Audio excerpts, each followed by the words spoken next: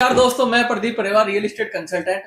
आज मेरे साथ है सत्या सर, जो रियल एस्टेट के बहुत बड़े एक्सपर्ट है। आज मैं इनसे रूबरू कराऊंगा। मेरे कुछ डाउट्स हैं और मेरे क्लाइंट्स के जो कुछ डाउट्स हैं उनसे रिलेटेड अपन सत्या सर से बात करेंगे, डिस्कशन करेंगे। तो welcome Satya sir. Welcome welcome Pradeep sir, बहुत बहुत धन्यवाद आपका। जी वो सर बताएं।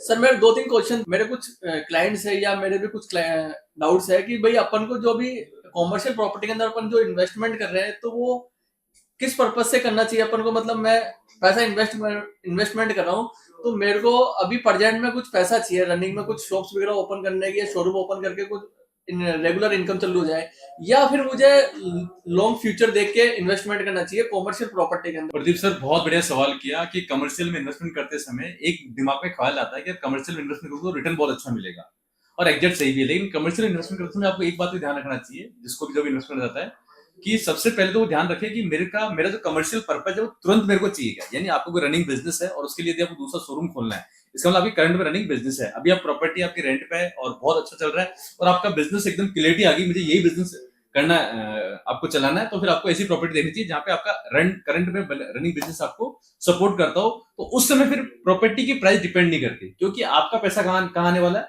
बिजनेस के अंदर। ये इन्वेस्टमेंट आप लैंड में नहीं कर रहे, ये इन्वेस्टमेंट आप किसमें कर रहे हो, बिजनेस के अंदर कर रहे हो। लेकिन मेरा प्लान है फ्यूचर का, कि मैं यार प्रॉपर्टी में इन्वेस्टमेंट करूं, फ्यूचर में हो सकता है व्यापार कर लूं, या हो सकता है इसको बेच के कोई अच्छा रिटर्न ले लूं, या किराए पे दे दूं मैं। तो आपको इन्वेस्टमेंट करना चाहिए ऐसी जगह जहां सेक्टर रोड्स बन रही है, जहां पे मास्टर प्लान की सेक्टर रोड्स है, जहां पे कमर्शियल पट्टा मिल सकता है आज। क्योंकि वहां पे आज की डेट में केवल और केवल आपको पट्टा मिलने वाला है, और सेक्टर रोड के कागजों के अंदर है, या फिर है तो पूरी प्रॉपर बनी हुई नहीं है। लेकिन जिस दिन वो बन जाएगी उस दिन प्रॉपर्टी की वैल्यू बहुत तेज से बढ़ेगी। कारण आज आपकी प्रॉपर्टी वहां पे रेजिडेंशियल प्रॉपर्टी के अंदर और आपकी प्रॉपर्टी में 20-25-30% का मैक्सिमम फर्क आता है। यानी आपने वहां इन्वेस्टमेंट किया तो आपको वहां पे 25-30% एक्स्ट्रा दिख रही है, कमर्शियल अप्रूव्ड कॉलोनी मिल जाएगी। तो आपको इन्वेस्टमेंट कहां करना चाहिए, ऐसी जगह। और आपको ऐसा लगता है कि मेरा जो करंट बिजनेस है उसका बजट इतना नहीं है कि मैं अभी लैंड ले सकूं, तो आपको प्रॉपर्टी अपना बिजनेस रेंट पे लगाना चाहिए, और आपका ये जो इन्वेस्टमेंट है ये आपको वहां इन्वेस्टमेंट करना चाहिए जहां आपका बजट बनता है। बहुत अच्छे से सर ने बताया कि अपन को कहाँ पे प्रॉपर्टी में इन्वेस्टमेंट करना चाहिए। सेकंड क्वेश्चन मेरा ये था कि सर मुझे पैसा जो लगाना है वो अजमेर रोड पे लगाऊं या महिंद्रा सीरीज में लगाऊं या टॉप रोड पे। देखिए तीनों ही एरिया आपने बहुत प्रीमियम एरिया बताया आपने, महिंद्रा सेज, टोंक रोड और अजमेर रोड, ये जयपुर के तीनों मोस्ट डिमांडिंग बहुत हाई एरिया है, और तीनों की अपनी एक वैल्यू है।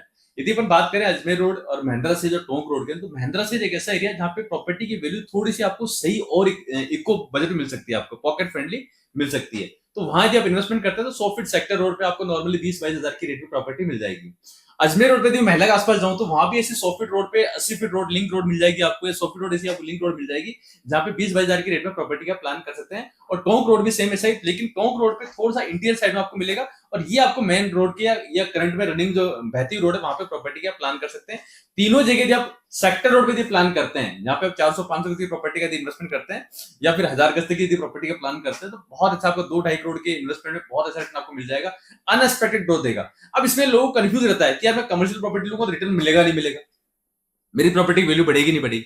देखिए भैया, यदि रिहायशी प्रॉपर्टी की वैल्यू बढ़ रही है और आपने यदि कमर्शियल पट्टा ले रखा है तो आपकी वैल्यू वैसे ही बढ़ेगी।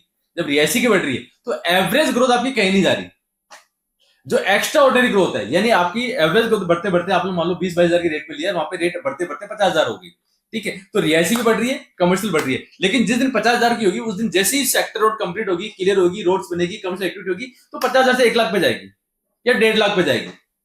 तो बहुत बड़ा डिफरेंट आने वाला है। यदि आप प्लान करें सेक्टर रोड पे तो प्लान कर सकते हैं, और हमारे प्रदीप सर पर तो ऐसी बहुत सारी इन्वेंट्रीज है जिसके बारे में लोग अपडेट करते रहते हैं, तो जरूर से इनसे कनेक्ट करें।